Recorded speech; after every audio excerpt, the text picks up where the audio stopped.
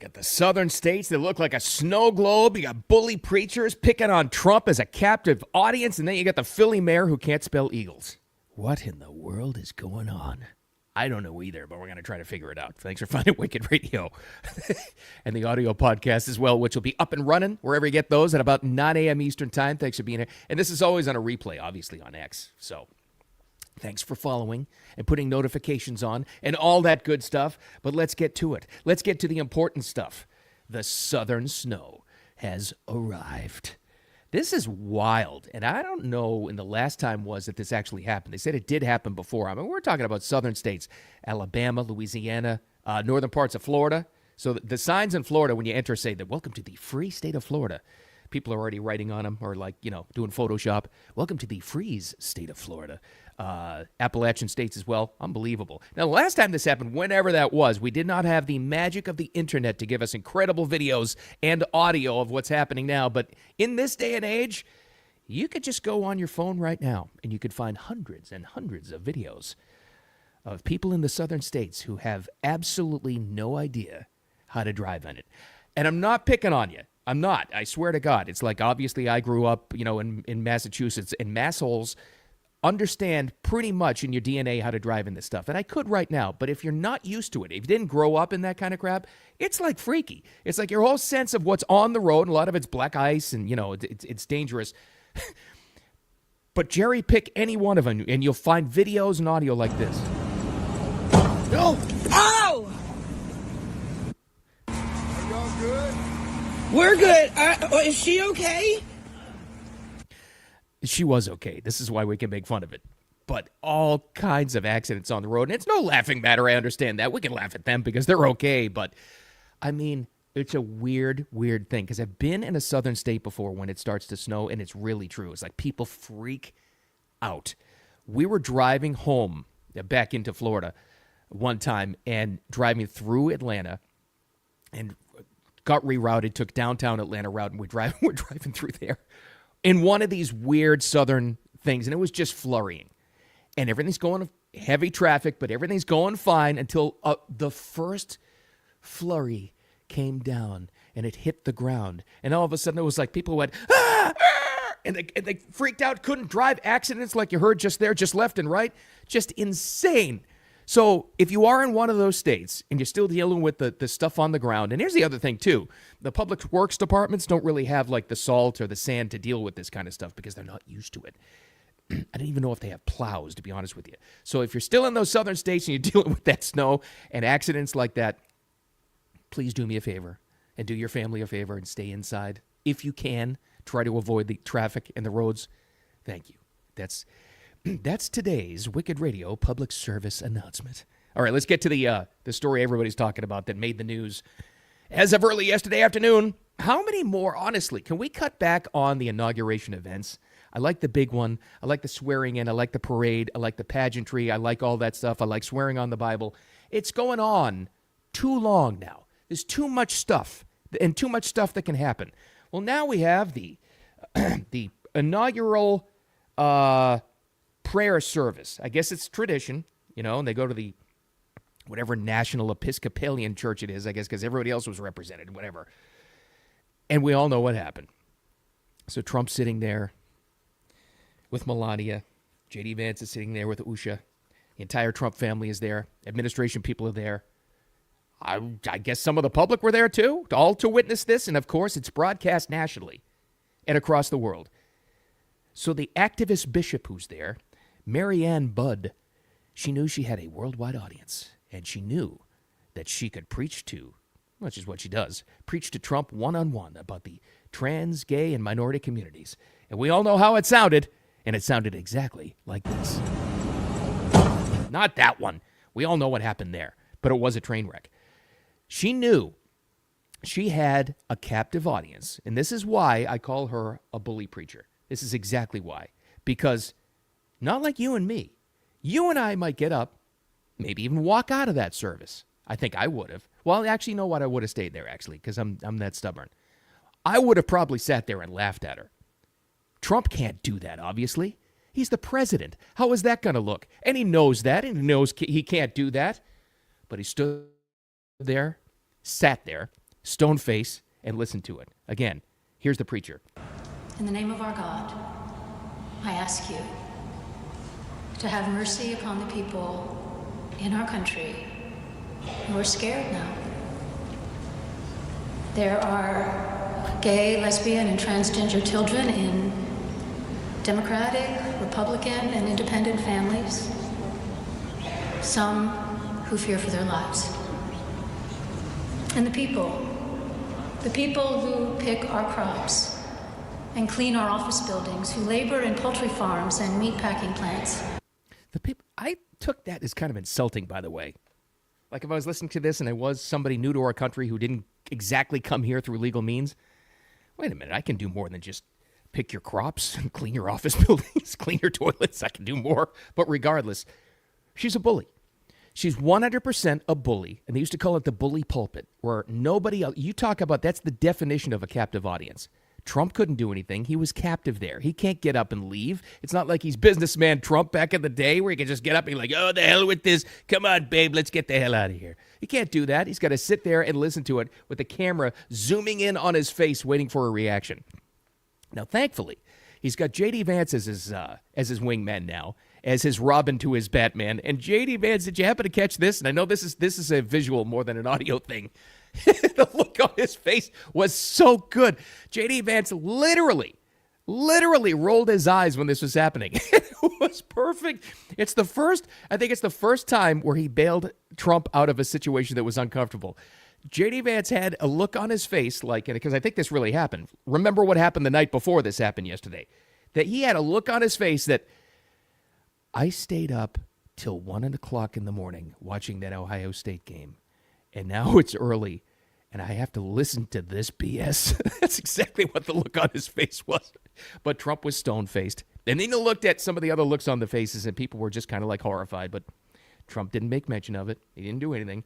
Until this morning, because just a couple of minutes ago, if you're watching me live, a Truth Social came out from Trump where he did actually have a reaction to it. And you knew he'd react somehow, some way.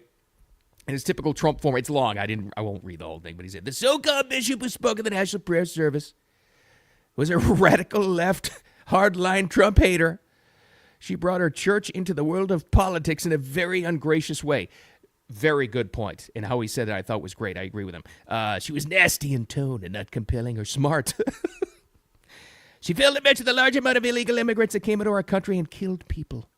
Many were deposited from jails and mental institutions. And then he goes on. Now, here's the thing, and here I think that he's right about that.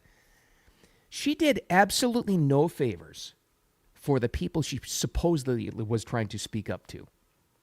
She really didn't. She didn't do them any favors whatsoever. I will guarantee you, not all of them, because the media is going crazy about this. They are absolutely, this is like a hero. And you want to get on CNN? Here's a little tip for you. You want to get on CNN? Just make some sort of a media statement or go viral slamming Trump, and they'll put you on, because that's all they have left. That's their whole business model. But I will guarantee you that a lot of the disenfranchised groups that she was trying to represent right there saw that and said, oh, God, you just made life for us in this country about 1,000 times harder. That's exactly what you did. By sitting there as a bully preacher and having Trump and everybody else as a captive audience, and they couldn't do anything about it. That's why there's so much backlash against this lady. And speaking of the media, so what happened first and foremost this morning? Erin Burnett on CNN had her right on. Her name is Marianne Budd. That's the bishop at the inaugural prayer service. What was your message? What were you trying to get through to the president when you said this? And it's exactly what you would think. What were you looking at him in that moment? What kind of response were you perhaps hoping for in that moment? Oh, the drama. I was looking at the president because I was speaking directly to him. I was also, frankly, as you do in every sermon, speaking to everyone who was listening through that one-on-one conversation with the president, reminding us all that in the people that are frightened in our country, the two groups of people that I mentioned are our fellow human beings, and that they have been portrayed in all throughout the political campaign in the harshest of lights. She has no idea. This always happens. I've noticed this a lot with the traditional, not the radicals, just the traditional, like bleeding heart liberal friends you might have. It's like they'll go, but they'll fall for it every single time. They'll go for everything that looks great on paper. Well, I'm going to speak out for them and try to give them a voice. They never realize how it works in the real world. Here's how it works in the real world. People hear that now. They, like I said a couple of minutes ago, she just made life for those people she was trying to represent about 1,000 times harder, because now the next time it's preached anywhere, other people who just try to make a living are going, oh, God, not this again. They want to tune out to what any of that messaging is, and she doesn't even realize it. And now she's patting herself on the back for bringing, like Trump said, their world into politics. Massive mistake. But I watched this video specifically for the responses and Trump's stone-faced response and the hilarious J.D. Vance thing before. Probably dozens of times yesterday, because I was just fascinated by it. And it reminded me of a personal story I haven't thought about in like decades. I'll never forget this story of when you're in there in a church and what happens. Now, I've said it. If it was you, me, anybody else normal, your reaction to being spoken to and really talked down to and admonished by a preacher or a bishop or a priest, anybody like that, normal people reaction, what can you do? You can walk out. It's like, I don't want to hear your politics. I'm going to leave. I think what I would do, in that reaction would be, I would just start laughing at it. I'd sit there and I'd be like, and I'd smile. That's just me. But like I said, Trump can't leave. He's literally a captive audience. He can't leave the situation because the cameras are on him. But I thought about this thing that happened when I was a little kid. And I grew up Catholic. And we would go to Sunday church like all the time. And one time my aunt and uncle and family were in town. And for whatever reason, went to church together that one day. And sitting in the back usually. That's how my dad liked to do it. Now I know why. For whatever reason, my dad and my uncle were, during the service, like chewing gum. Like, you're not supposed to do that at church. Like, kind of loudly, you know? It's like, I don't know why it happened, but in the middle of the service, this priest, like, made mention of it. He's like, even our parishioners in the back chewing gum. My uncle was horrified. He was like, I put his head down in, like, shame. He was, like, so embarrassed. He's trying to figure out how to get rid of the piece of gum. My dad, and this will explain a lot about me. My dad, I looked back at him. He stayed there. He looked at the priest with a shit-eating grin on his face, and he chewed louder. And that was just him. And I thought about with the Trump thing and the reaction to this, and how, you know, you go through how you would handle this type of situation if you were talked down to by any kind of a preacher. I'll never forget that story of my dad just chewing louder in the priest's face. Like, everybody's got a different way to handle things, I guess, but there you go. But that lady, that preacher, did no favors. None for supposedly who she's supposed to represent. You know who else didn't do any favors for her group? How about the Philly mayor? Now, Philly, the Eagles, they're in the NFC Championship game coming up this weekend, which good for them. Great team this year. The Philly mayor, she's kind of new, I guess. I think she was just elected pretty recently. I hadn't seen too much about her, and that's probably for a good thing. Sherelle Parker is her name. And they had kind of like a city rally, kind of like a send-off rally kind of thing, whatever, as most cities will do when their team is in a big championship game, a conference championship game. And if you know Eagles fans, you know that they always chant Eagles. E-A-G-L-E-S. They always do it in the stadium every time they score, you know, need a rally, whatever it is. Well, she tried to do the same exact thing yesterday at the rally. It didn't go so well. Let me hear you all say, E-L-G-S-E-S, Eagles! Let's go, Birds! What? What? Hold on. E-L-G-S-E-S?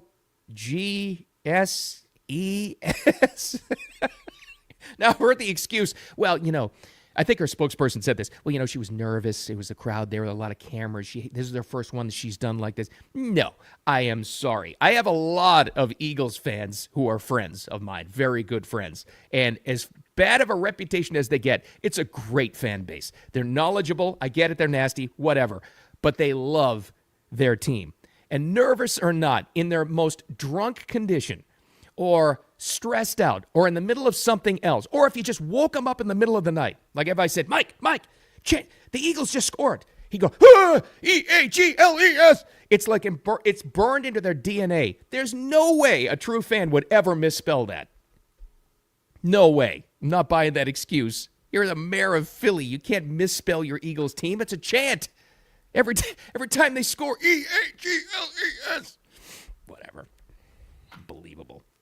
They'll probably throw snowballs at her the next time she's seen in public. Who the hell knows? All right. Thanks for finding me. That's all I got for you today. Go on with your day and have a wicked awesome midweek. Rolling through the work week. Don't forget about the audio podcast. Thank you so much for that, by the way, about the downloads and the shares and all that good stuff. It's doing great. I appreciate it. Wherever you get your podcast, wherever you choose, and that could be any platform.